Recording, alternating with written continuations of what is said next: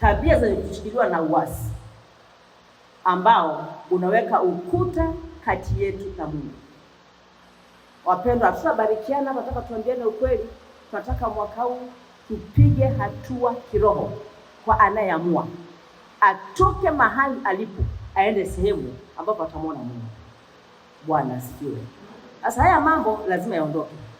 Na haya yanaondoka kwa kila mtu kukubali mwenyewe. Biblia imetoa mifano mingi katika kuonyesha hili jambo. Imezungumzia habari ya tohara ya mioyo, imezungumzia utudahiriwe. Kwa hiyo ukisoma katika Warumi 2:24-29. Warumi sura ya 2 sura 24-29. Nasema maana yeye si Myahudi aliye Myahudi kwa nje tu, wala tohara sio ile ya nje tu katika mwili. 29. Bali yeye ni Myahudi aliye Myahudi kwa ndani, na tohara ni ya moyo katika roho, si katika andiko, ambaye sifa yake haitoki kwa mwanadamu bali kwa Mungu. Mioyo yetu itahiriwe. Tuondoe mambo ambayo yanauzinga moyo, mambo ambayo ni ya uovu na dhambi.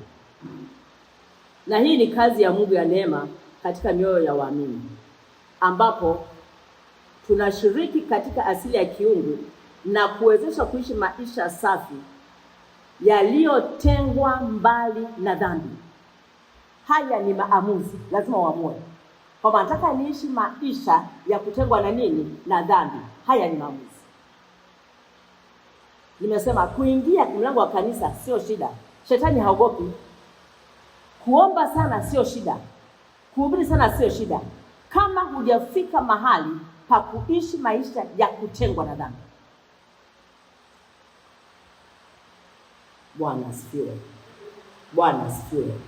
Ni lazima tuishi maisha ya kutengwa mbali na dhambi kwa ajili ya utukufu wa Mungu. Kusoma Kumbukumbu la Torati 10:16. Kumbukumbu la Torati 10:16 nasema, basi zitahirini ngozi za mioyo yenu, wala msiwe na shingo ngumu. Musa alikuwa anaambia watu wake kwamba basi zitahirini ngozi za mioyo yenu, wala msiwe na shingo ngumu. Yeremia pia akarudia hayo maneno. Yeremia 4:4. Yeremia anasema kwamba jitahirini kwa Bwana, mkaziondoe ngozi za mioyo yenu, ghadhabu yangu isije ikatoka kama moto, ikawala hata mtu asiweze kuizuia, kwa sababu ya uovu wa matendo yenu. Niona uovu unakuja, unakushirikisha sio peke yako, ila dhambi niwe na Mungu. Ila uovu inakuja na inakwenda kizazi mpaka kizazi, na inakushirikisha wewe, miungu na vitu vingine. Sasa uovu ndio ambao umeshikilia, kwa sababu tunapozaliwa tunazaliwa katika hali ya nini? Ya uovu.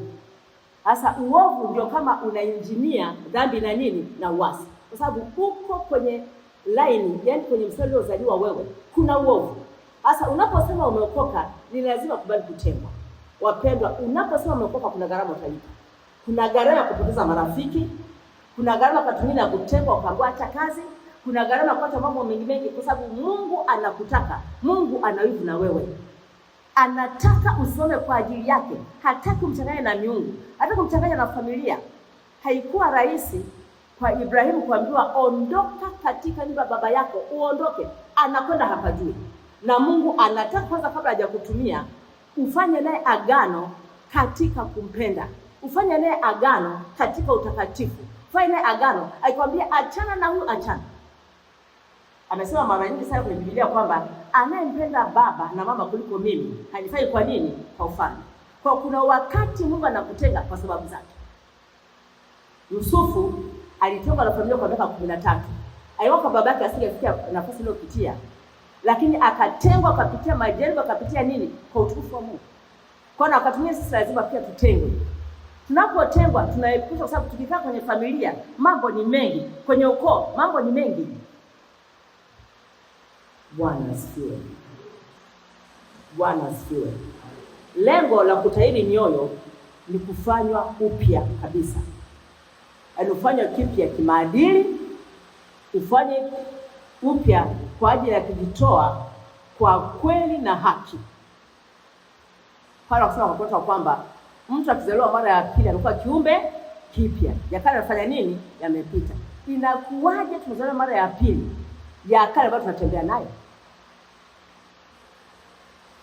Yaani tumezaliwa mara ya pili, lakini tuna mambo ya kale yamejaa. Lazima ifike mahali Mungu atusaidie. Bwana asifiwe. Bwana asifiwe. Inabidi tuwe tayari kuthibitishwa dhambi zetu na Roho Mtakatifu ili kutifua udongo mgumu wa mioyo yetu. Shida ni mioyo ambayo ni migumu, ambayo hata ikisikia neno haitaki kubadilika. Mioyo ambayo ikionywa haitaki kuponyeka. Mioyo ambayo inataka itawale kuliko Mungu. Mioyo ambayo inataka ichukue nafasi ya Mungu.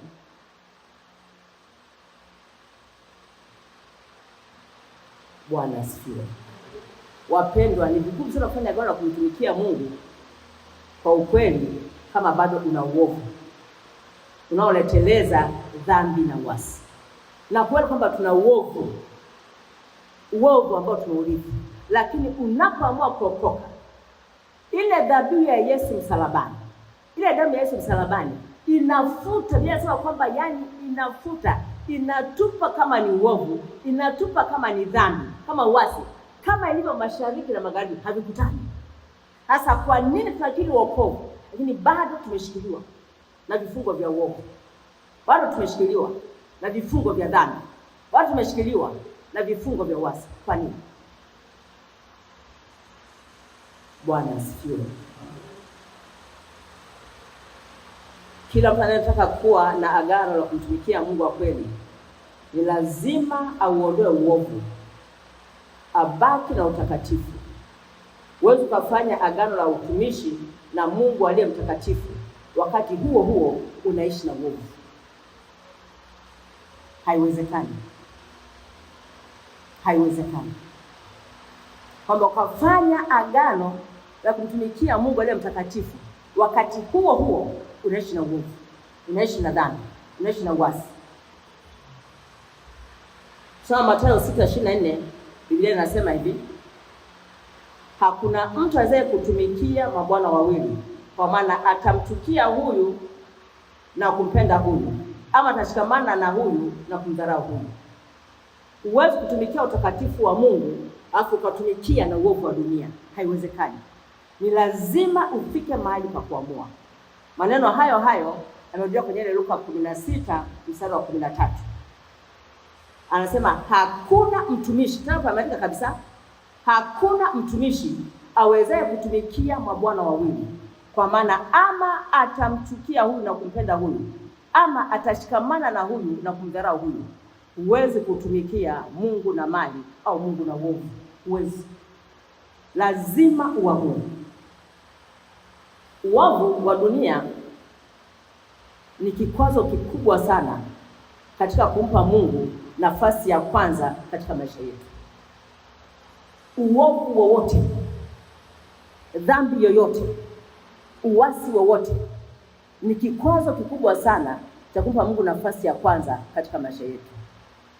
Kwa hiyo unakuta watu wengi kwa kujua kutokujua tunaupa uovu, dhambi na uasi uthamani mkubwa kiasi kwamba tunaweka tumaini na imani yetu kwenye hayo mambo ambayo yana uharibifu. Kwa sababu lile neno ambalo limekuja kwetu halijachangamana na imani ili litifue moyo, ili lipondeponde moyo, ili huu moyo upondeke. Inasema kwamba Mungu anauangalia moyo wa mtu uliopondeka na kunyenyekea. Kwa hiyo neno likija ni kama linapita. Linapita kama linapita. Bwana asifiwe. Bwana asifiwe. Tuliona jana chanzo cha uovu, dhambi na uasi ni Shetani, ambaye anaiba vile vya Mungu, halafu badala yake anatupa vile vya kwake. Kwa tunatamani sana kufanya vile vyake. Ukisoma katika ile Warumi 7:15, Paulo akasema, ninalotaka kulifanya kwa sababu anajua ni jema, anasema sijitendi. Lakini lile baya ambalo sasa ninalifanya Soma ile 15 mpaka 21, anasema nilikuja kugundua sio mimi, lakini ni ile dhambi ikaayo ndani yangu. Kwa ndani ya mwili wangu halikai neno jema, anasema Paulo. Sasa neno jema kumwamini Yesu. Sasa neno jema umfuate Yesu. Bwana asifiwe. Unapomwangalia mtu yeyote kwa nje, huwezi kumfahamu au kumwelewa mpaka aseme, mpaka atende, ndipo utatambua. Ndio maana Daudi ni mtu aliyejieleza kwamba yeye alifanya maovu kwa sababu aliumbwa katika hali ya uovu. Unasema kwamba ndio maana tumepewa damu ya Yesu. Ndio maana kuna msalaba na neno, ili kwamba vituondoe kwenye ile mshikamano wa uovu ambao tuliumbiwa.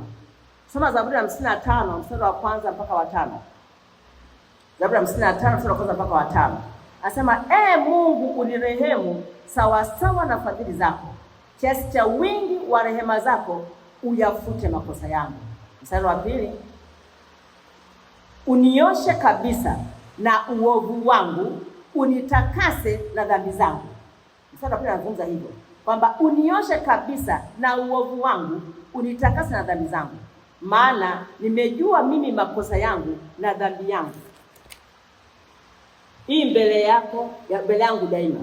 Nimekutenda dhambi wewe peke yako, kwa sababu nilisema jana, dhambi ni kati ya mtu na nani? Na Mungu. Hapo ni wawili tu. Dhambi unafanya wewe kwa kuamua kuvuka mstari. Unajua sitaki kuwa mchoyo na kuwa mchoyo. Unajua nataka kusamehe, usamehe. Dhambi ni kati yako na Mungu, tofauti na uovu, tofauti na